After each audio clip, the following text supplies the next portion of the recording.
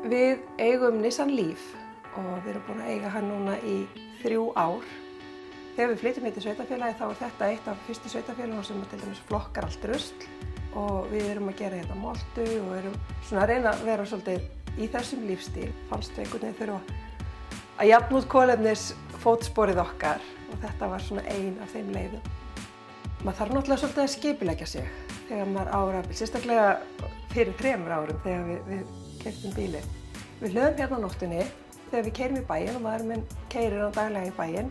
Þá hlöður hann í vinnunni og svo eru komnar stöðvar á bara flesta þessa staði sem við erum að fara á þegar við erum að fara í bæinn. Þetta er ofsalega einfalt. Það er bara í húddinu á bílnum, opnaru og þar velur bara hvora einstunguna þú ert að fara að nota, hvort þetta er hraðhleðslustöð eða bara þessi venjulega eins og ég er með hérna heima.